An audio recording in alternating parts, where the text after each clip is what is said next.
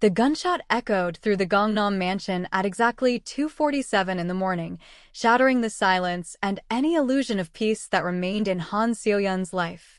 She jolted awake in the bed that used to belong to her dead husband, now shared with the man who had replaced him. Choi Sung-jae was already on his feet, reaching for the weapon he kept in the nightstand. Downstairs, voices shouted in Korean, urgent, and panicked. Security was breaching. Someone had entered the compound. Someone dangerous. Before we go further, hit that subscribe button and drop a comment telling us where you're watching from because this story is about to take you somewhere you've never been before. Seo-yeon grabbed her silk robe, her hands trembling as she tied it around her waist. Her heart hammered against her ribs. In the 4 years since Yoon Tae-min had died, since his car had exploded on that highway outside Busan, she'd lived in constant low-grade fear. The Mafia world didn't forget. Enemies didn't disappear just because the boss was gone. But Sung-jae had been careful, had protected her, had rebuilt the organization into something stable. So who was breaking into their home in the middle of the night?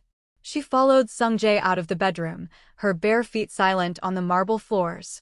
The mansion was enormous, a monument to wealth and power that Tae-min had built from nothing. Every corner held a memory of him. The stairs where he'd carried her the night of their wedding. The chandelier he'd imported from Italy because she'd mentioned once that she thought it was beautiful. The walls he'd promised to fill with photos of their children someday. Children that never came. And now never would. At the bottom of the stairs, the front door stood wide open. Rain blew in from outside, soaking the imported rug. And there, standing in the entrance like a ghost made flesh, was Yoon Tae-min. Seo-yeon's entire world stopped. He was alive.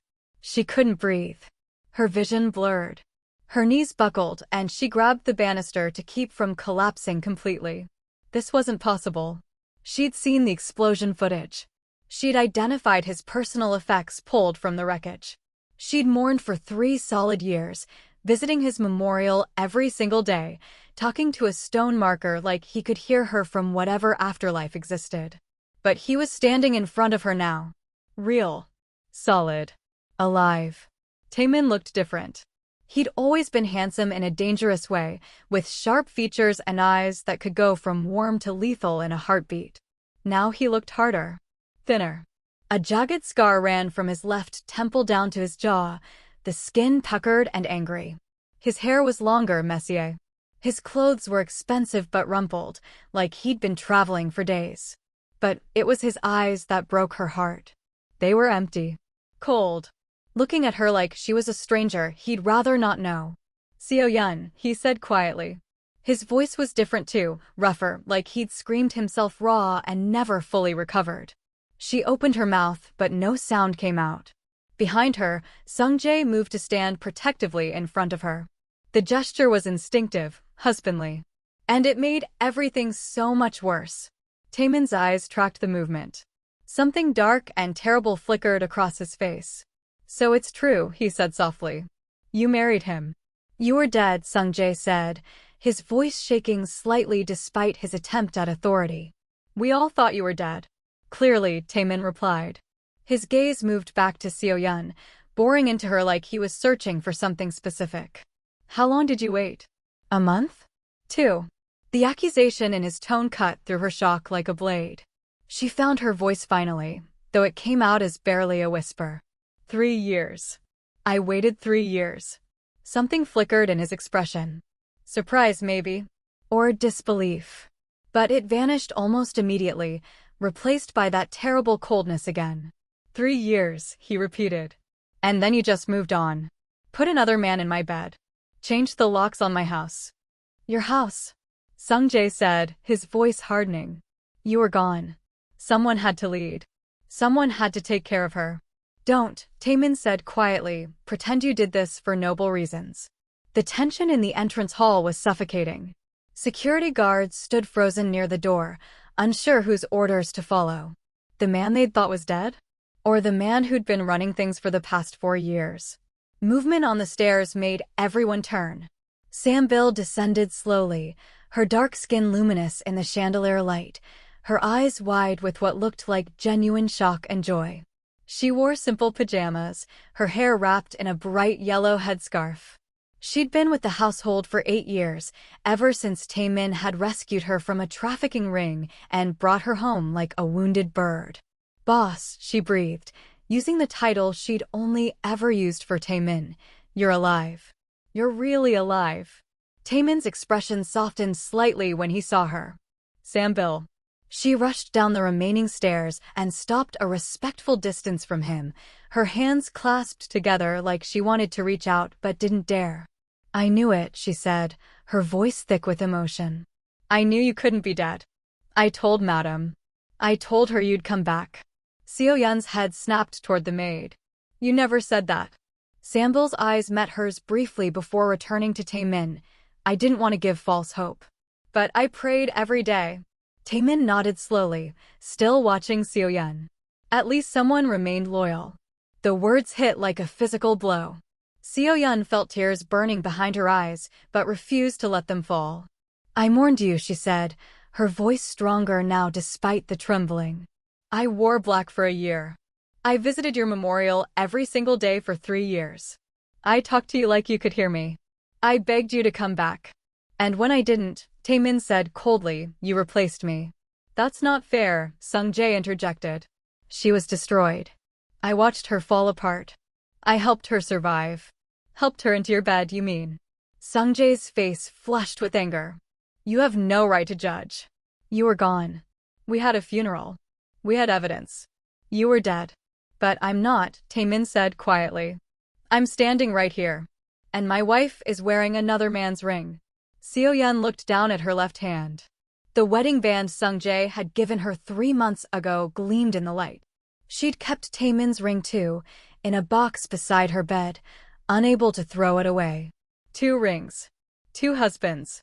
One living, one she'd thought was dead. "Where have you been?" she asked quietly.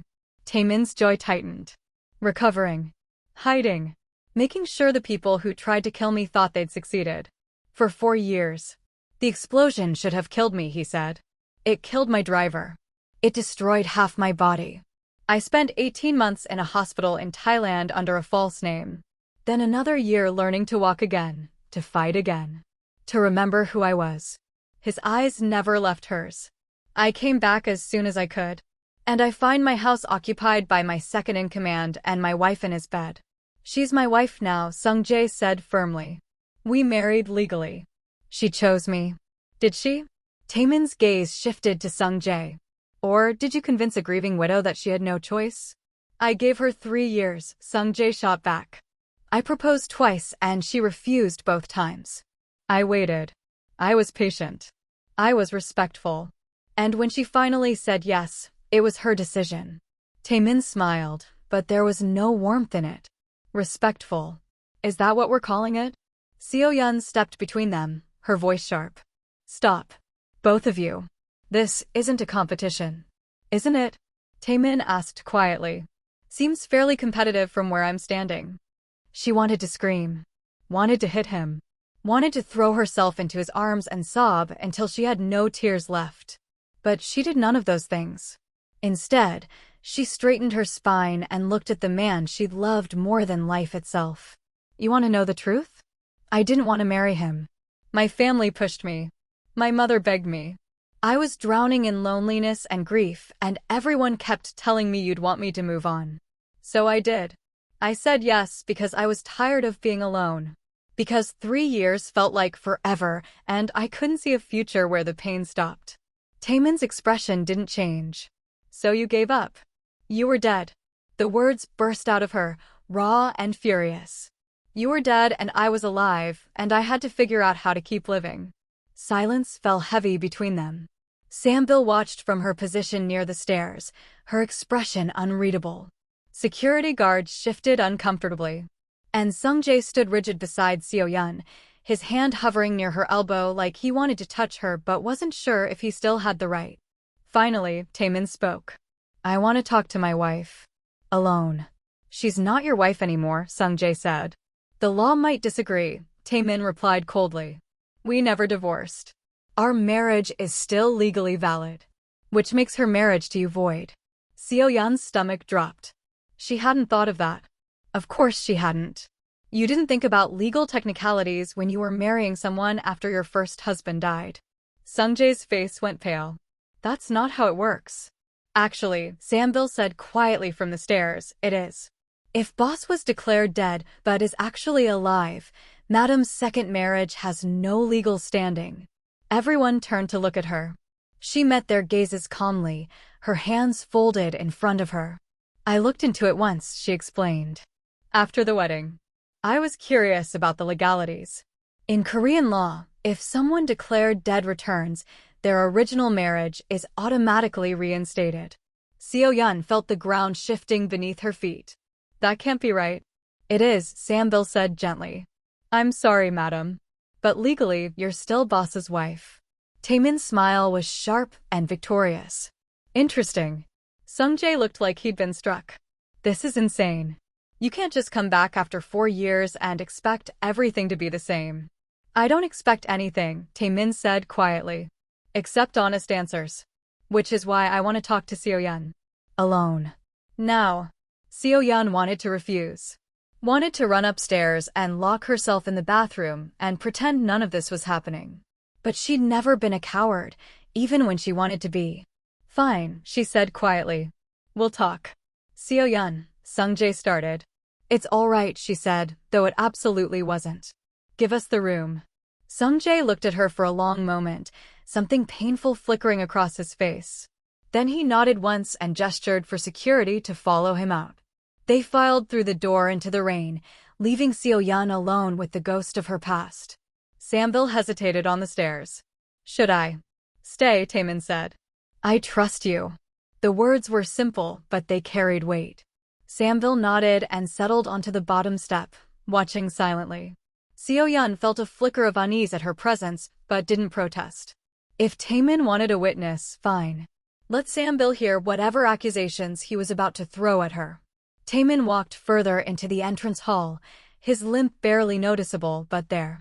He looked around slowly, taking in the changes. New paintings. New furniture. New everything. You erased me, he said quietly. I didn't, Seo-yeon replied. Sungjae thought it would help me heal. Did it? No. He turned to face her. Tell me about the 3 years. The truth. Not the version you told him. Seo-yeon wrapped her arms around herself, suddenly cold despite the warm air. What do you want to know? Did you love him before I died? The question was direct, brutal. She met his eyes steadily. No. I loved you. Only you. And now? Now I don't know what I feel. He moved closer, his footsteps echoing in the empty space. You're wearing his ring.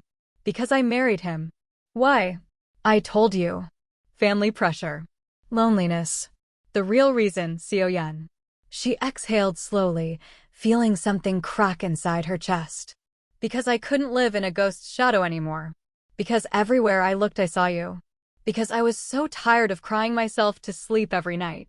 Because 3 years felt like a lifetime, and I just wanted the pain to stop. So you replaced me. I tried to move forward, she corrected. There's a difference. Is there?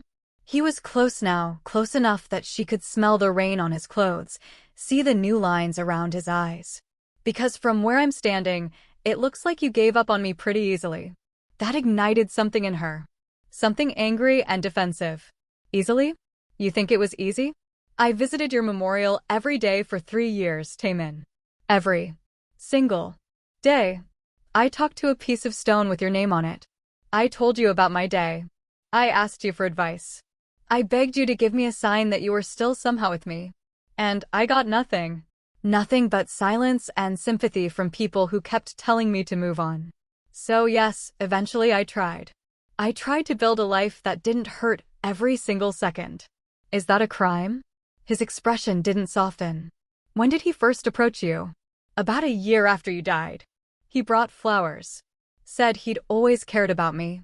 And you believed him? Why wouldn't I? He was your friend.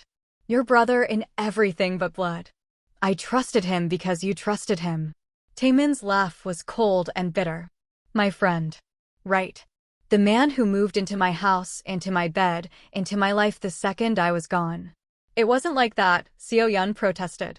He waited. He was patient. He proposed and I said no. Twice. He didn't pressure me. Just slowly wore you down until you had no fight left. The words stung because they held a kernel of truth. Sung-jae had been persistent, always there, always kind, always offering comfort she was desperate for. He helped me survive, she said quietly. When I had nothing left, he was there. How convenient for him. Seo-yeon felt tears prickling behind her eyes again. What do you want from me, Tae-min? You want me to say I'm sorry? Fine. I'm sorry. I'm sorry I didn't wait longer. I'm sorry I believed you were dead when every piece of evidence said you were. I'm sorry I tried to find happiness again. Is that what you need to hear? He stared at her for a long moment, his expression unreadable. I want to know if you slept with him before I died. The accusation landed like a bomb. Seo-yeon took a step back, genuinely shocked. What? Simple question. Did you sleep with Choi Sung-jae while I was still alive? No. The word burst out of her, sharp and furious. How can you even ask me that? Because I need to know if my wife was faithful or if she was just waiting for me to get out of the way. From her position on the stairs, Sambil spoke softly. Boss, maybe I should tell you what I saw. Both of them turned to look at her. Seo-yeon felt something cold crawl up her spine. What are you talking about? Sambil's expression was sympathetic, almost pitying. I didn't want to say anything. I wanted to give Madam the benefit of the doubt. But if boss is asking, tell me, Tae-min said quietly. Sambil stood slowly, smoothing down her pajamas. About 6 months before the explosion, I saw Madam and Mr. Choi together. Late at night. In boss's office. Seo-yeon's heart started pounding.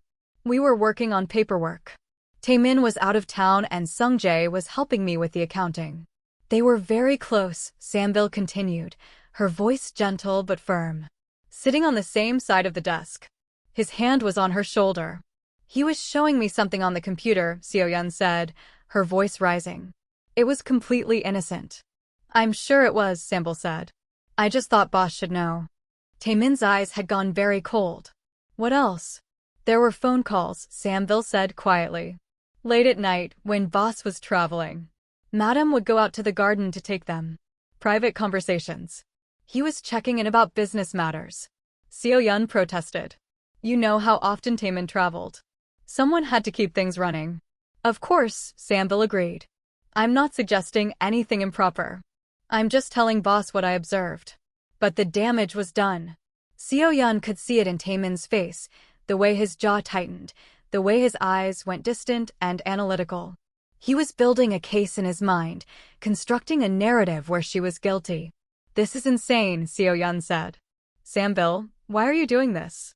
I'm not doing anything, Sambil replied calmly. I'm just answering boss's questions honestly.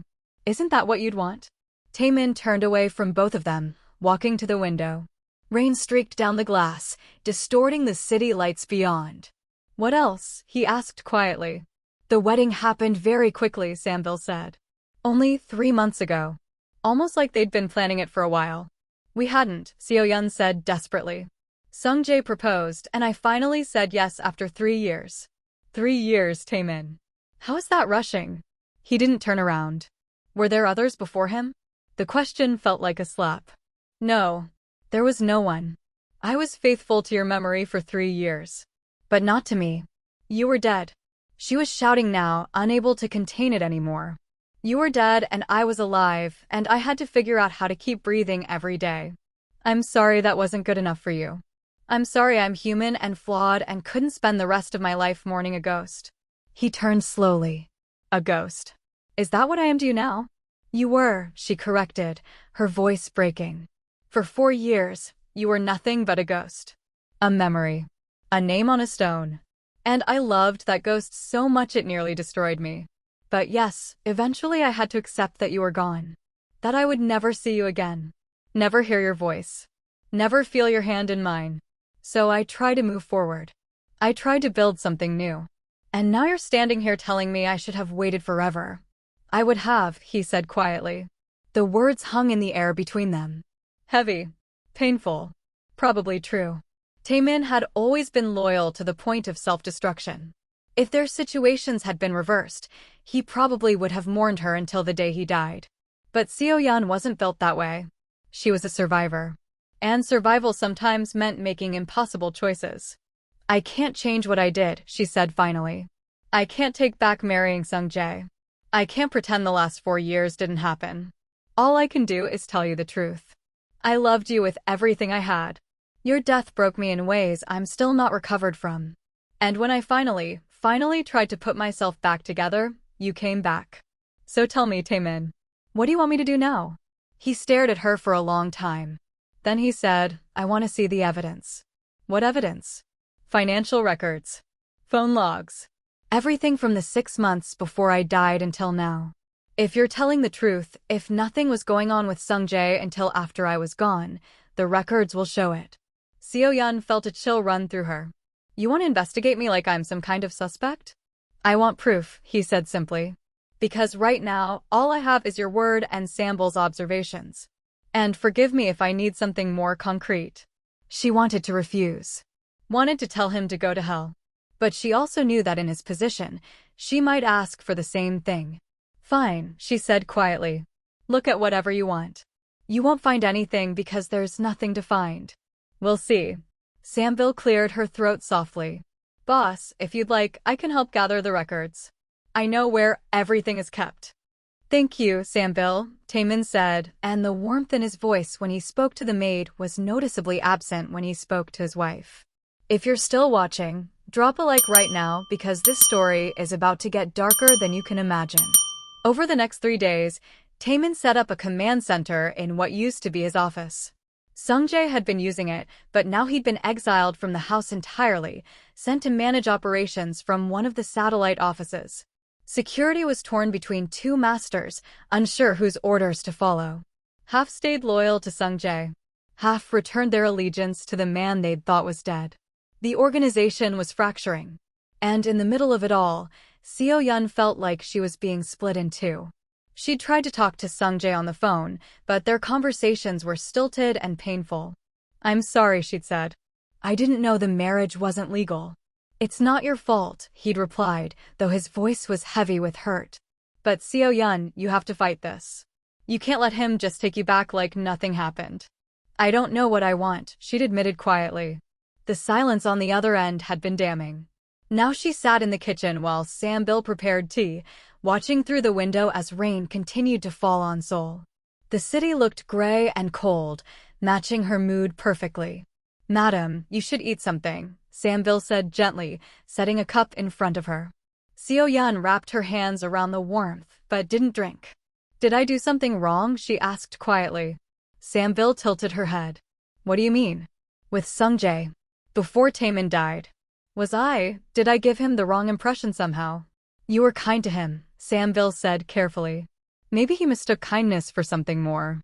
But I never. I know, madam. Sambil's voice was soothing. You were always faithful. But men sometimes see what they want to see. Seo-yeon rubbed her temples. Tae-min thinks I betrayed him. Boss is hurt, Sambil said. He came home expecting one thing and found another. He'll calm down once he sees the evidence proves you innocent. And if he doesn't calm down? Sambil was quiet for a moment. Then you'll have to decide which man you want. The one who came back from the dead. Or the one who helped you survive. It was the question Seo-yeon had been avoiding. Because she didn't have an answer. Part of her still loved Tae-min desperately, the way you love someone who was torn from you too soon. But another part had moved forward, had built something new with Sung-jae, even if it wasn't passionate love. I don't know if I can make that choice, she admitted. Sambil reached across the table and squeezed her hand. You're stronger than you think, madam. You'll figure it out. The kindness in her voice almost made Seo-yeon cry. In a house full of tension and accusation, Sambil was the only one who seemed to actually care about her well-being. Upstairs, Tae-min was systematically going through years of records with the help of his tech specialist, a thin man named Park who'd been loyal to him since before Seo-yeon even entered the picture.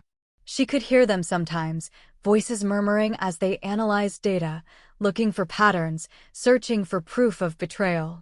It felt like living under surveillance. Like being a prisoner in her own home. On the 4th day, Tae-min called her to his office. She climbed the stairs slowly, her heart heavy. Park was still there, his laptop open, spreadsheets covering the screen. Sit, Tae-min said, gesturing to a chair across from his desk. She sat, folding her hands in her lap. Did you find what you were looking for? Yes and no, he replied. He turned his laptop toward her. The financial records are clean. No secret transfers. No hidden accounts. Everything was documented properly. Relief flooded through her. See? I told you. However, he continued, the phone records are interesting. Her relief evaporated. What do you mean? Park clicked something and a list of numbers appeared on the screen. These are calls between your phone and Choi Sung-jae's phone. Starting about 8 months before the explosion. Business calls, Seo-yeon said quickly. Like I told you. Probably, Tae-min agreed. Except they average about 45 minutes each. And they happen late at night. Usually after midnight. Seo-yeon's mind raced. We talked about a lot of things. The organization was complex. There was always something to discuss. 45 minutes, Tae-min repeated. To discuss business. At midnight. Sometimes longer, Park added helpfully. This one here lasted an hour and 20 minutes. Seo-yeon remembered that call. Tae-min had been in Busan for a week. She'd been lonely and Sung-jae had called to check on her. They'd talked about the organization, yes, but also about other things. Movies. Childhood memories. Nothing romantic. Just companionship. But she could see how it looked. Could see the narrative forming in Tae-min's mind. It wasn't what you think, she said quietly. Then what was it? I was lonely. You traveled constantly. And Sung-jae was kind enough to keep me company. Company. Conversation, she clarified. That's all. We talked about everything and nothing. It was innocent. Tae-min leaned back in his chair. Did you tell me about these calls? She hesitated. No. Why not? Because I knew how it would look. I knew you'd read into it something that wasn't there. Or maybe, he said quietly, you knew it was inappropriate and you hid it. That's not fair. None of this is fair, he shot back. I was blown up, spent 18 months in a hospital, another year learning to walk again, and came home to find my wife married to another man. Fair doesn't exist in this conversation. Seo-yeon felt tears burning behind her eyes again. I don't know what else to say to make you believe me. I was faithful to you. In action and in heart. Until you died. And then I mourned you for 3 years before even considering anyone else.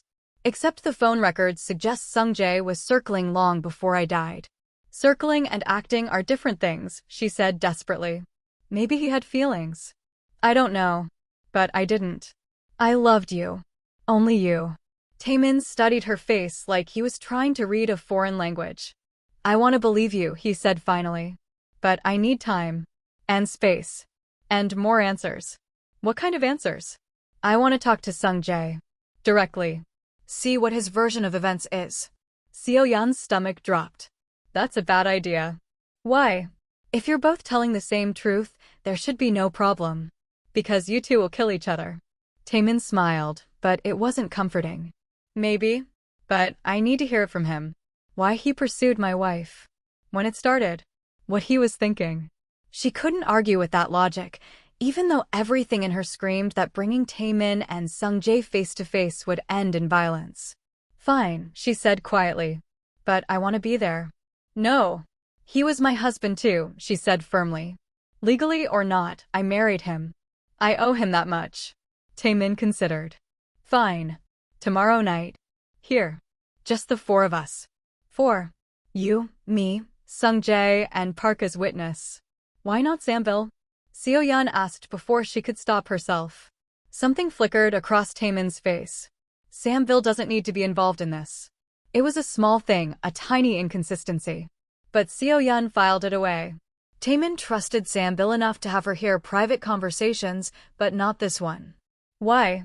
She didn't have time to analyze it further because Park's phone buzzed. He glanced at the screen and his face went pale. Boss, we have a problem.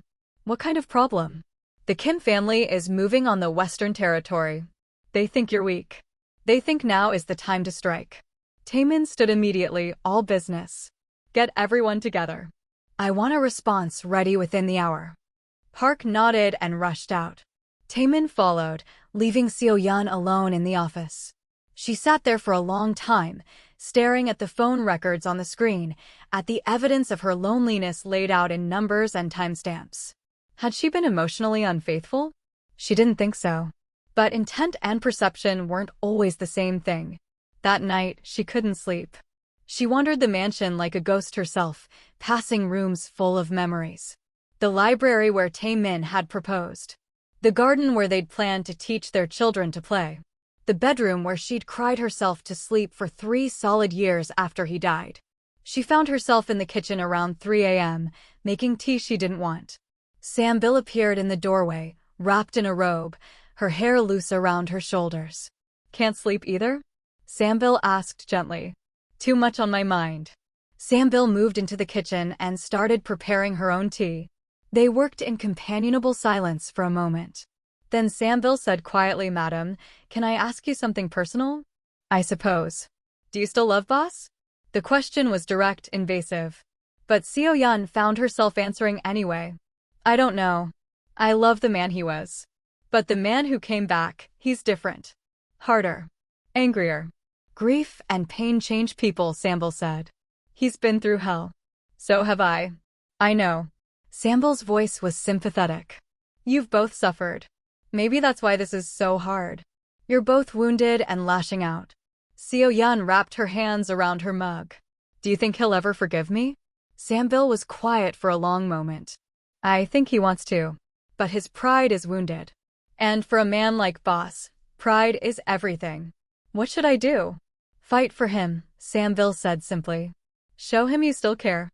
Prove that Sung-jae was just a mistake. A moment of weakness." "But what if it wasn't?" Seo-yeon asked quietly. "What if part of me mended? The marriage. The promise to move forward. What if I can't just erase that?" Sambil's expression shifted slightly. Something Seo-yeon couldn't quite read. "Then you have to choose, madam. You can't keep both men. It's not fair to anyone." "I know." They drank their tea in silence. Outside, Seoul slept on, indifferent to the personal wars being waged in this mansion. The next evening came too quickly. Sung-jae arrived at exactly 8 p.m., escorted by security. He looked tired, his suit slightly wrinkled, his face drawn. When he saw Seo-yeon, something painful flickered across his expression. "Are you all right?" he asked quietly. "No," she admitted. "But we need to do this." They gathered in Tae-min's office. The two men sat across from each other like generals before a battle. Park sat in the corner with his laptop. Seo-yeon stood near the window, unable to sit, unable to settle. Tae-min spoke first. "I want to know when you first developed feelings for my wife." Sung-jae didn't flinch. "About 2 years into your marriage. You were in Busan for a month. She was lonely. I brought her dinner one night and we talked. Really talked. And I realized she was incredible." Seo-yeon's breath caught. She hadn't known it started that early. "Did you act on it?" Tae-min asked, his voice deadly calm. "No. Never. You were my brother. I buried it. Pretended it didn't exist. Until I died. Until we thought you died," Sung-jae corrected. "And even then I waited. I gave her space. I didn't pressure her. Just slowly positioned yourself as the only option." Sung-jae's jaw tightened. "I cared about her. I wanted to help her heal. By putting her in my bed. By giving her a reason to keep living," Sung-jae shot back. "She was drowning, Tae-min. You weren't there. You didn't see how destroyed she was. I did. And yes, I loved her. I still love her. But I never touched her while you were alive. Never crossed that line." Tae-min turned to Seo-yeon. "Is that true?" She nodded. "He never made a move until after you died." "I swear it. But he wanted to." "Wanting and doing are different things," Sung-jae said. "I controlled myself. Out of respect for you. Out of loyalty." "Loyalty," Tae-min repeated bitterly. "Is that what you call moving into my house the second I'm gone?" "I didn't move in until she asked me to," Sung-jae said. 2 years after you died." She was scared. The house felt empty. "I stayed in the guest room for months before anything happened." This was new information. Seo-yeon had forgotten that detail, or maybe blocked it out. But yes, Sung-jae had stayed in the guest room initially. Proper. Respectful. Until one night when she'd been crying and he'd held her and something had shifted. Tae-min looked at Park. "Show him." Park turned his laptop around. On the screen were the phone records, highlighting the late-night calls. Sung-jae barely glanced at them. We talked. So what? She was lonely. I kept her company. 45-minute conversations at midnight. About everything and nothing, Sung-jae said. Movies. Books. Childhood memories. I was trying to be her friend. Were you in love with her during those calls? Sung-jae hesitated. Then yes. But I never told her. Never acted on it. Tae-min stood abruptly. You were pursuing my wife while I was alive. I was being her friend while you were constantly gone, Sung-jae countered, standing as well. You traveled 3 weeks out of every month. You left her alone in this enormous house. She needed someone. I was there. How convenient for you. Convenient. Sung-jae's voice rose. Do you know how hard it was? Loving someone I couldn't have? Watching you take her for granted? You were building an empire and ignoring the woman who loved you more than life itself. The accusation hung in the air. Seo-yeon felt like she'd been punched. Because it was true. Tae-min had traveled constantly. Had prioritized business over everything else. Had assumed she'd always be there waiting. Tae-min moved around the desk, getting into Sung-jae's space. Don't pretend you were noble. You circled my wife like a vulture waiting for me to die. I waited for you to appreciate her, Sung-jae shot back. And when you didn't, when you left her alone night after night, yes, I was there. I filled the space you left empty. They were inches apart now, violence crackling in the air. Seo-yeon stepped forward. Stop. Both of you. Neither man looked at her. They stared at each other, years of brotherhood and betrayal written across their faces. Did you set up the explosion? Tae-min asked quietly. The question shocked everyone. Sung-jae took a step back. What? Simple question. Did you arrange to have me killed so you could take my place? You're insane. Am I? You wanted my wife. You wanted my position. I die in a convenient explosion and you get both. Seems pretty clear to me. Sung-jae's face went white with rage. I mourned you. I thought you were my brother. Your death destroyed me almost as much as it destroyed her. Almost, Tae-min repeated. But not quite enough to stop you from moving into my life. Because you were dead. Sung-jae shouted. Everyone thought you were dead. We had evidence. We had a funeral. What was I supposed to do? Mourn forever? Let her destroy herself grieving someone who was never coming back. I came back. For years later. For years, Tae-min. You can't expect the world to stop turning because you were playing dead. The words landed like a bomb.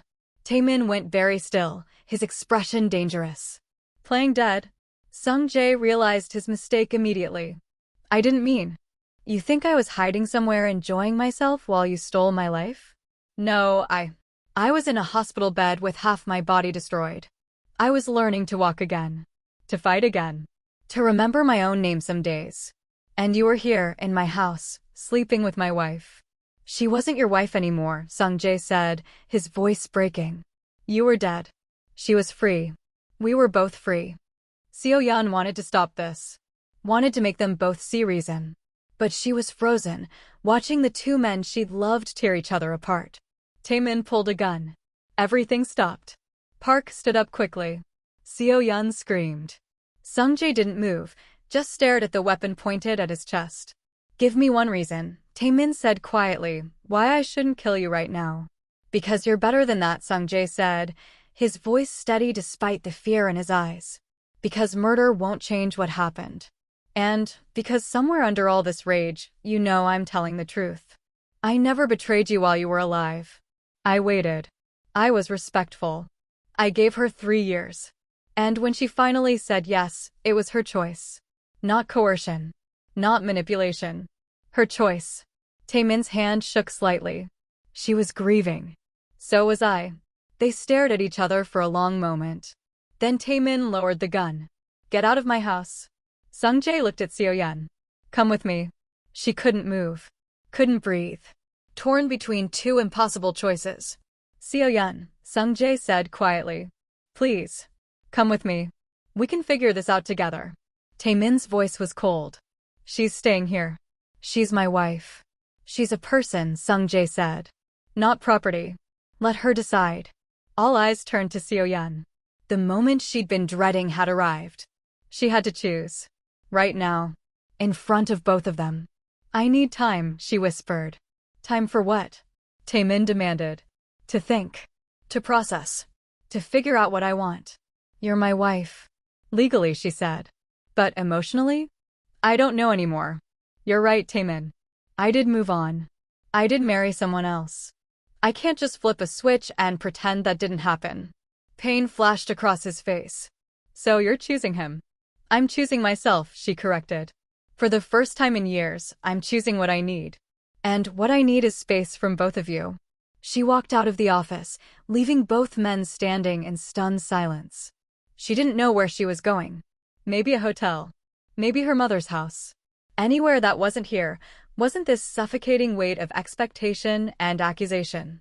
She was halfway down the stairs when Sambil appeared from the shadows. Madam, wait. Seo-yeon stopped, her hand on the banister. Not now, Sambil. I can't. There's something you need to know, Sambil said urgently. About boss. About everything. Something in her tone made Seo-yeon pause. What are you talking about? Sambil glanced up the stairs, making sure they were alone. The explosion. Sung-jae didn't arrange it. I know that. But someone did. Someone from inside the organization. Seo-yeon's blood went cold. Who? Sambil's expression was strange. Conflicted. I've been investigating for months. Trying to figure out who betrayed boss. And I found financial transfers. Secret communications. Evidence. Evidence of what? Evidence that you were involved. The world tilted. Seo-yeon grabbed the banister harder to keep from falling. That's insane. I would never. I know it looks bad, Sambil said quickly. But there are bank transfers from your account to the men who planted the bomb. Text messages from your phone coordinating the attack. Video footage of you meeting with them weeks before the explosion. Seo-yeon felt like she couldn't breathe. That's impossible. I didn't do any of that. I believe you, Sambil said. But the evidence is compelling. And if boss sees it, he'll think I tried to kill him. Seo-yeon's voice was barely a whisper. Yes, but I didn't. Sambil, you have to believe me. I had nothing to do with the explosion. I loved him. I would never. I know, madam. Sambil's voice was soothing. I know you didn't do it. Someone is framing you. Someone who wants boss to think you betrayed him. Who? Sambil hesitated. I have suspicions. But I need more time to confirm. Seo-yeon's mind was racing. Does Tae-min know about this evidence? Not yet. But he will soon. Park is thorough. He'll find the same things I found. How long do I have? Maybe a day. Maybe less. Seo-yeon felt panic rising in her chest. What do I do? Run, Sambil said quietly. Tonight. Before boss finds the evidence. Before he has you killed for betrayal. I'm not running. I didn't do anything wrong. Madam, please, Sambil pleaded. You don't understand how this looks. The evidence is perfect. Whoever set this up was professional. If boss sees it, he won't listen to your explanations. He'll just see proof that his wife tried to murder him and then moved on with his second-in-command. He'll kill you. Seo-yeon wanted to believe Sambil was wrong. But she'd seen the coldness in Tae-min's eyes, the way he'd pointed that gun at Sung-jae without hesitation. If he thought she'd betrayed him. Help me, she whispered. Please, Sambil. Help me prove I'm innocent. Sambil looked torn. I'm trying, madam. But the person who did this was smart. They covered their tracks perfectly. There has to be something. Some way to prove this is a frame job. Maybe, Sambil said slowly. If we can access the original files. Find the source of the fabrication. But that would take time. And technical expertise. Park, Seo-yeon said. He can help. Park is loyal to boss. If I show him this evidence, he'll take it straight to Tae-min. Seo-yeon felt trapped. Completely and utterly trapped. So what do I do? Sambil reached out and squeezed her hand. Let me keep investigating. Don't say anything to boss yet. And madam. Her voice dropped lower. Don't trust Sung-jae either. He had motive. He gained everything from boss's death. The implication was clear. Sambil thought Sung-jae might be behind the framing. Seo-yeon pulled her hand back. I need to think. She couldn't finish the sentence. Couldn't process any of this. She ran down the rest of the stairs and out the front door into the rain. She didn't have a plan. Didn't have anywhere to go. She just needed air, space, distance from the nightmare her life had become. Behind her, she heard Sam-bil call out, but she didn't stop. She ran through the gates, past security, into the Seoul night. The rain soaked through her clothes immediately. She didn't care. She kept running until her lungs burned and her legs gave out. She ended up in a park, collapsing on a bench under a shelter. She sat there shivering, her mind spinning through everything Sam-bil had told her. Evidence that she'd arranged Tae-min's murder. Bank transfers, text messages, video footage. All of it fabricated, but convincing enough to get her killed. Someone had set her up. But who? And why? Her phone buzzed. A text from Sung-jae. "Where are you?" "I'm worried." She stared at the message. Could she trust him? Sam-bil had planted doubt. But Sung-jae had never lied to her. Had always been honest, even when the truth was painful. Another text. "Please talk to me. Whatever happened in there, we can work through it." She typed back, "I need time. I'm safe. I'll call you tomorrow." Before she could send it, her phone rang. Tae-min. She stared at the screen, her finger hovering over the answer button. If she answered, what would she say? She couldn't tell him about the fabricated evidence. Not without proof it was fake. He wouldn't believe her. He already barely believed her about Sung-jae. She let it go to voicemail. A moment later, a voicemail notification appeared. She listened, her heart pounding. Tae-min's voice was quiet, controlled. "Seo-yeon, come home. We need to talk. Park found something. Something about the explosion. It's important. Please. Come home." He'd found it. The fake evidence. It was over. Seo-yeon sat in the rain, holding her phone, trying to figure out what to do. She could run, like Sam-bil suggested. Disappear into the city. But running made her look guilty. And she wasn't guilty. She could go back. Face Tae-min, try to explain. But he wouldn't believe her. Why would he? She'd already betrayed him by marrying Sung-jae. This would just confirm every suspicion he had. She could call Sung-jae. Ask for help.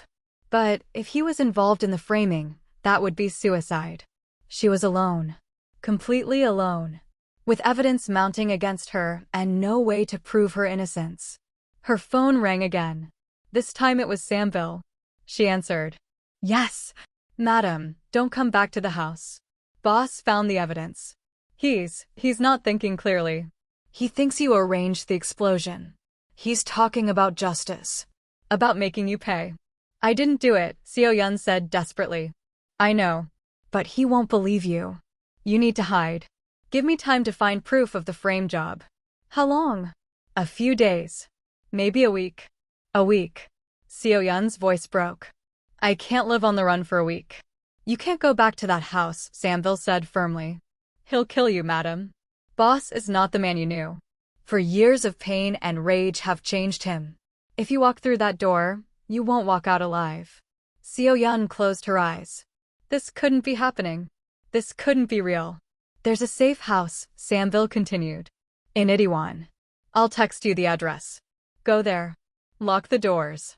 Don't tell anyone where you are. Not even Sung-jae. Just wait for me to contact you. Sam-bil. Trust me, madam. Please. I'm trying to save your life." The call ended. A moment later, a text arrived with an address. Seo-yeon stared at it for a long time. Then she stood, pulled her wet jacket tighter, and started walking. She didn't know if she was making the right choice. Didn't know if she could trust Sam-bil. Didn't know anything anymore except that her life had become a nightmare from which there was no waking. As she disappeared into the Seoul night, in the mansion in Gangnam, Tae-min stood in his office staring at evidence that his wife had tried to murder him. His hands shook with rage. Beside him, Sam-bil watched with an expression of perfect sympathy. "I'm sorry, boss," she said quietly. "I know how much this hurts." Tae-min didn't respond. He just stared at the bank transfers, the text messages, the video footage. All of it pointing to Seo-yeon. His wife. His love. The woman he'd survived hell to come back to. And she'd tried to kill him. "Find her," he said quietly. "Boss? Find Seo-yeon. Bring her to me." I want to hear her explain this. I want to look her in the eyes when I ask why she wanted me dead. Samville nodded. Of course, boss. Whatever you need. As she left the office, the smallest hint of a smile touched her lips. Everything was going exactly according to plan. The safe house in Itaewon was smaller than Seo-yeon expected. A cramped apartment on the 4th floor of an aging building, furnished with basics. A bed, a table, a tiny kitchen. The windows were barred. The door had 3 locks. She secured them all and sat on the bed, still shivering from the rain. Her phone had 6 more missed calls from Tae-min. 3 from Sung-jae. 2 from her mother. 1 from Park. She powered it off completely. If they were tracking her location, she couldn't make it easy. For 3 days, she stayed in that apartment. Samville brought food and updates. The evidence was being analyzed. Park was digging deeper. Tae-min was convinced of her guilt, but hadn't sent people to hunt her down yet because Samville had convinced him to wait for more proof. He wants it to be ironclad, Samville explained during one visit. He wants to confront you with evidence you can't deny. I'll deny it anyway because it's not true, Seo-yeon said. Samville's expression was sympathetic. I believe you, madam. And I'm working on proving it. But you need to be patient. On the 4th day, Samville arrived with news. I found something. A digital fingerprint on the fabricated files. Someone altered them recently. Within the last 6 months. Hope surged in Seo-yeon's chest. So you can prove they're fake? Maybe. But I need access to boss's main computer. The one in his office. All the original files are there. So access it. I can't without him noticing. He's paranoid right now. Watching everything. Seo-yeon thought quickly. What if I distracted him? Drew him out of the house? How? I'll call him. Tell him I want to meet. Somewhere public. Explain everything face to face. Samville looked uncertain. That's risky, madam. If he doesn't believe you, he won't kill me in public. Too many witnesses. And while I keep him busy, you can access the files. It was desperate. But Seo-yeon was out of options. She needed proof of her innocence, and she needed it now. Samville hesitated, then nodded. All right. When? Tonight. That evening, Seo-yeon powered on her phone and called Tae-min. He answered on the first ring. Where are you? His voice was cold, controlled. I want to meet. To talk. Somewhere neutral. You want to talk about how you tried to have me murdered? I didn't, she said firmly. And I can prove it. But I need you to listen. Really listen. Without rage. Without assumptions. Silence on the other end. Then, where? The park in Gangnam. The one near the river. In 1 hour. I'll be there. Come alone, she said. No security. No park. Just you and me. Fine. She ended the call and looked at Samville. You have maybe 90 minutes. Make them count. Samville nodded and disappeared. Seo-yeon took a taxi to the park, her heart pounding. She arrived early and waited on a bench overlooking the Han River. The water reflected city lights, beautiful and indifferent to human drama. Tae-min appeared exactly on time. He walked toward her slowly, his limp barely noticeable now. He sat on the opposite end of the bench, maintaining distance. Talk, he said. Seo-yeon took a deep breath. I know what the evidence shows. Bank transfers, text messages, video. All of it pointing to me arranging the explosion. So you admit it? No. I'm saying I know what it looks like. But it's fabricated. Someone set me up. Who? I don't know yet. But Samville is investigating. Samville, he interrupted. The only person in that house who's been loyal. Who actually mourned me. Who didn't move on 5 minutes after I died. That's not fair, Seo-yeon said. I mourned you for 3 years. While secretly plotting my death, he said bitterly. I didn't. Tae-min, please. Think about this logically. Why would I want you dead? I loved you. You were my entire world. Money, he said simply. Power. Freedom to be with Sung-jae. I didn't want any of those things. I wanted you. Her voice broke on the last word. She was crying now, unable to stop the tears. I wanted you alive and home and with me. Your death destroyed me. It took me 3 years just to function again. And you think I arranged it? What kind of monster do you think I am? He stared at her, his expression unreadable. I don't know anymore. The woman I married wouldn't have moved on. Wouldn't have replaced me. But you did. So maybe I never knew you at all. Or maybe, she said desperately, for years of pain and anger have made you see things that aren't there. Maybe you want to believe I betrayed you because it's easier than accepting that I'm human. That I grieved and struggled and eventually tried to survive. They sat in silence. Around them, the park was quiet except for distant traffic and water lapping against the shore. The evidence is compelling, he said finally. Evidence can be faked. Why would someone frame you? I don't know. But Sambil is trying to find proof. She found digital fingerprints showing the files were altered recently. If we can prove when and how they were changed, we can prove I'm innocent. Tae-min studied her face. And if we can't prove it? Then I guess you'll kill me, she said quietly. Because I can see it in your eyes. You've already decided I'm guilty. You're just looking for an excuse to execute me. That's not true. Isn't it? He looked away, jaw tight. I want to believe you. But you don't. I don't know, he admitted. The evidence is one thing. But the marriage to Sung-jae, that's not fabricated. That happened. You chose him. After I thought you were dead. And now I'm not. So where does that leave us? It was the question she'd been avoiding. I don't know, she admitted. I'm not the same person I was 4 years ago. You're not either. Maybe we can't go back to what we were. Because of him. Because of everything, she corrected. Your death, your absence, my grief, my choices. All of it. We can't erase any of it. Tae-min stood abruptly. I need time to think. How much time? I don't know. But Seo-yeon. He looked at her one last time. If Sambil proves you're innocent, I'll apologize. I'll do whatever it takes to make this right. And if she doesn't? He didn't answer. Just walked away, disappearing into the darkness. Seo-yeon sat alone by the river, shivering despite the warm night air. Her phone buzzed. A text from Sambil. Got them. Meet me back at the safe house. She took a taxi back to Itaewon, hope and fear warring in her chest. When she arrived, Sambil was already there, her laptop open on the table. Show me, Seo-yeon said. Sambil pulled up files. These are the originals. The ones before alteration. Seo-yeon scanned them quickly. No bank transfers. No text messages. Nothing incriminating. And these, Sambil continued, are the altered versions. The ones Park found. The differences were clear when placed side by side. Someone had photoshopped bank statements. Created fake text message threads. Edited video to make it look like Seo-yeon was meeting with the bombers. Who did this? Seo-yeon breathed. Sambil's expression was strange. That's the interesting part. The metadata shows the files were edited on a computer in the mansion. Specifically, in Boss's office. Seo-yeon's blood ran cold. Tae-min did this? No, Sambil said quietly. The edits were made while Boss was still missing. 3 years ago.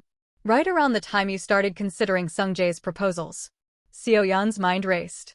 So someone wanted to make sure that if Tae-min ever came back, he'd think I betrayed him. Exactly. But who had access to that office? Who could? She stopped. Realization hitting her like a truck. Sambil was still living in the mansion 3 years ago. Sambil had access to everything. Sambil knew where files were kept. Seo-yeon looked at the maid who'd been so helpful, so sympathetic, so eager to prove her innocence. You, she whispered. You did this. Sambil smiled. It wasn't kind anymore. It was cold, calculated, victorious. Took you long enough. Seo-yeon stumbled back, her hand reaching for the door. But Sambil moved faster. She pulled a gun from behind her laptop and aimed it steadily at Seo-yeon's chest. Sit down, Sambil said calmly. Seo-yeon's legs gave out. She sank into a chair, her entire body shaking. Why? Why what? Why did I frame you? Or why did I wait 4 years to destroy you? Both. Sambil settled into the opposite chair, gun still trained on Seo-yeon. I've loved Boss since the day he saved me. Did you know that? I was 19, terrified, broken. And he carried me out of that hell like I was something precious. He gave me safety. Purpose. A home. He was kind to you, Seo-yeon said, trying to keep her voice steady. He's kind to everyone he rescues. Exactly, Sambil said. He was kind, protective, gentle. Everything I'd never experienced from a man. And I let myself believe that maybe he could love me, that I could be something more than just the help. But he was married. To you, Sambil spat. To a woman who took him for granted. Who complained when he traveled. Who didn't appreciate what she had. That's not true, isn't it? I watched you, Seo-yeon. For 8 years, I watched you. And you were never grateful enough. Never loving enough. Never worthy of him. Seo-yeon felt sick. So you decided to kill him? No, Sambil said sharply. I would never hurt boss. The explosion wasn't me. That was his business enemies. I had nothing to do with it. But you used it, Seo-yeon realized. When you thought he was dead, you saw an opportunity. Sambil smiled again. I saw a widow who needed comforting. And I was there. Always there. The loyal servant. The sympathetic friend. You pushed me toward Sung-jae. I suggested you deserved happiness. That boss would want you to move on. That staying alone was dishonoring his memory. Sambil's eyes glittered. And you believed me. Because you were weak. Desperate for permission to stop mourning. So you manipulated me into marrying Sung-jae just so Tae-min would hate me when he came back? If he came back, Sambil corrected. Which honestly, I didn't think would happen. The explosion was devastating. But I prepared anyway. Created the evidence. Planted the seeds. Made sure that if boss somehow survived and returned, he'd see you as a traitor. And then what? You thought he'd fall into your arms. Why not? Sambil demanded. I'm the one who stayed loyal. I'm the one who mourned him genuinely. I'm the one who believed he could still be alive. And when he came home and saw what you'd done, who do you think he'd turn to for comfort? Seo-yeon felt horror washing over her. This whole thing was about making him love you. Making him see me, Sambil corrected. For 8 years, I was invisible. Just the help. The rescued girl. I wanted him to see me as a woman. As someone worthy of his attention. You're insane. I'm in love, Sambil said. There's a difference. Or maybe there isn't. I don't really care. Seo-yeon's mind raced, trying to find a way out. Sambil, please. You can still stop this. I'll leave. I'll disappear. You can have him. I won't fight you. Too late, Sambil said. You know the truth now. I can't let you tell him. He'll figure it out. Park will analyze the metadata. He'll see the files were edited years ago. Not if Park has an unfortunate accident, Sambil said calmly. Not if the evidence disappears. Not if you disappear. She stood, keeping the gun level. I'm sorry it has to be this way, madam. You were always kind to me. But you're in the way. And I've waited too long to let you ruin this now. Before Seo-yeon could react, the apartment door burst open. Sung-jae rushed in, gun drawn. Behind him was Park, looking furious. And behind them, moving slower but with deadly purpose, was Tae-min. Sambil spun, raising her weapon, but Sung-jae was faster. He fired. The shot was precise, trained. It hit Sambil's shooting arm. She screamed, dropping her gun. Seo-yeon scrambled away as Tae-min moved past her. He grabbed Sambil by the throat and slammed her against the wall. His face was a mask of controlled rage. You, he said quietly. It was you all along. Sambil's eyes filled with tears. Boss, please. I love you. Everything I did was for you. To protect you from her. To show you that I'm the one who's truly loyal. You framed my wife, he interrupted. You manipulated her into marrying another man. You made me think she tried to kill me. Also, I'd what? Love you. Yes, Sambil sobbed. I've loved you for 8 years. I've done everything for you. I stayed when she moved on. I believed when everyone else gave up. I deserve you more than she ever did. Tae-min's hand tightened slightly. You deserve nothing. How did you find us? Seo-yeon asked, her voice shaking. Park answered. I finished analyzing the metadata 30 minutes ago. Found the alterations. Realized the frame job. Called boss immediately. And I called Sung-jae, Tae-min added, still holding Sambil against the wall. Told him what I discovered. Asked if he knew where you were hiding. Sung-jae moved to Seo-yeon's side. Are you all right? She nodded, unable to speak. Tae-min released Sambil and stepped back. She crumpled to the floor, clutching her wounded arm. I loved you, she whispered. I saved myself for you. 8 years. I never looked at another man. Never wanted anyone else. Just you. Only you. Love doesn't justify what you did, Tae-min said coldly. But she didn't love you enough. Sambil screamed. She married someone else. She replaced you. And you're just going to forgive her? Take her back like nothing happened. Tae-min looked at Seo-yeon across the small apartment. Their eyes met. And in that moment, something passed between them. An acknowledgement of pain. Of mistakes. Of impossible choices made in the absence of hope. I don't know what I'm going to do, he said quietly. But it won't involve you. Security arrived moments later. They took Sambil away, still crying, still proclaiming her love. Park gathered the laptop and evidence. And then it was just the three of them. Seo-yeon, Tae-min, and Sung-jae. The silence was heavy. Finally, Sung-jae spoke. I should go. Wait, Tae-min said. I need to know something. Did you know about the fabricated evidence? No, Sung-jae said immediately. I had no idea until you called me tonight. If I'd known Sambil was framing Seo-yeon, I would have exposed her immediately. Tae-min studied him. Did you arrange the explosion? No. I swear on everything I am. Your death devastated me. I lost my brother, my best friend, and gained his wife. Eventually, Sung-jae admitted. After 3 years. After she was ready.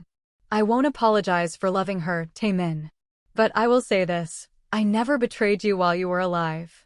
I waited. I was respectful. And I made her happy when she had nothing else. Tae-min's jaw was tight. And now? Sung-jae looked at Seo-yeon. Something painful and resigned crossed his face. Now I step back. Because she was yours first. And the law says she still is. I won't fight a dead man's claim. I'm not dead. No, Sung-jae agreed. You're not. Which means I was never really her husband. Just a placeholder for the man she actually loved. The words landed hard. Seo-yeon felt tears streaming down her face. Sung-jae. It's okay, he said gently. I knew. Deep down, I always knew. You cared about me. Maybe even loved me a little. But not the way you loved him. Never that way. He moved toward the door. I'll resign from the organization. Move to another city. Make this easier for everyone. You don't have to do that, Tae-min said. Yes, I do. Sung-jae's smile was sad. Because staying would mean watching you two rebuild what I never should have tried to replace. And I'm not strong enough for that. He looked at Seo-yeon one last time. Be happy. That's all I ever wanted for you. Then he was gone. The apartment felt impossibly empty. Seo-yeon and Tae-min stood on opposite sides of the room, an ocean of hurt and history between them. I'm sorry, they both said at the same time. Tae-min almost smiled. You first. I'm sorry I gave up. Sorry I moved on. Sorry I didn't wait longer. I know you would have waited forever. I'm sorry I doubted you, he replied. Sorry I believed the fabricated evidence. Sorry I wasn't here when you needed me. You were blown up. That's not exactly something you could control. Still. He moved a little closer. For years, Seo-yeon. I missed 4 years of your life. Of us. I know. Can we get that back? She thought about the question carefully. Honestly. No. We can't get it back. Those years are gone. But maybe. She looked at him, this man she'd loved and lost and found again. Maybe we can build something new. Something that acknowledges what we've both been through. Even though you married someone else? Even though, she confirmed. If you can forgive me for that. If you can understand that I was drowning and he was a lifeline. That I didn't choose him over you. I chose survival over grief. Tae-min was quiet for a long time. It's going to take time. To trust again. To not see him when I look at you. I know. But I want to try. He closed the distance between them. Close enough to touch, though neither reached out yet. Because 4 years in hell taught me something. Life is short. Love is rare. And I don't want to waste what we could have on pride or anger or hurt. Seo-yeon felt fresh tears falling. I still love you. I need you to know that. Everything that happened, every choice I made, it was all because I thought you were gone. But I never stopped loving you. I know, he said softly. And finally, he reached out and pulled her into his arms. She collapsed against him, sobbing into his chest. For years of grief and guilt and loneliness poured out of her. And he held her, his own tears falling into her hair, both of them broken people trying to figure out how to heal. "We'll figure this out," he whispered. "One day at a time. No more lies. No more secrets. No more running," she agreed. They stood like that for a long time, holding each other in a cramped apartment in Itaewon, while outside Seoul continued its indifferent existence. The road ahead wouldn't be easy. There would be hard conversations, painful moments, days when the hurt felt too fresh to bear. But they would face it together, the way they should have from the beginning. Because love wasn't about perfect choices or painless paths. It was about choosing each other despite the scars, despite the past, despite everything that tried to break them. And in the end, after everything they'd survived, that choice was the only one that mattered. 3 months later, life had settled into something resembling normal. Sambil was in prison, awaiting trial for attempted murder and fraud. Sungjae had indeed moved to Busan, taking over operations there. He and Tae-min had spoken once, a brief conversation that ended with mutual understanding if not friendship. Park remained loyal, running security with his usual efficiency. And Seo-yeon and Tae-min were learning how to be married again. It wasn't the same as before. They were different people now, shaped by loss and pain. But maybe that was better. They didn't take each other for granted. Didn't assume tomorrow was guaranteed. They talked more, fought less, and held each other every night like they were afraid the other might disappear. Seo-yeon stood in the garden of the mansion, looking at the white lilies she'd finally replanted. Tae-min appeared behind her, wrapping his arms around her waist. "What are you thinking?" he asked. "That we survived," she said simply. "Everything that should have destroyed us, and we survived. We did. Do you think Sambil really believed you'd love her?" Tae-min was quiet. "I think she confused gratitude with love. I saved her, so she built a fantasy around me. 8 years of obsession disguised as loyalty. I almost feel sorry for her." "Don't," he said firmly. "She tried to destroy you. Destroy us. She made her choices." "We all made choices," Seo-yeon said quietly. "Some better than others." "Regrets?" She thought about it. About Sungjae, about the marriage that wasn't quite real, about 3 years of grief she couldn't take back. "Some," she admitted. "But not all. I learned things about myself. About strength I didn't know I had." "I'm proud of you," he said. "For surviving. For trying to move forward. Even if it broke my heart when I came back." She turned in his arms to face him. "And I'm proud of you. For coming back at all. For forgiving me. For being willing to try again." They kissed, soft and careful, still learning each other again. When they pulled apart, Seo-yeon asked the question that had been haunting her. "Do you think you can ever fully trust me again?" Tae-min considered. "I think trust is something we build every day. Through honesty. Through showing up. Through choosing each other over and over." He touched her face gently. "So ask me again in a year. And I'll tell you if we got there." It wasn't a perfect answer. But it was honest. And after everything they'd been through, honesty was all they had left. As they stood together in the garden, holding each other against an uncertain future, one question remained.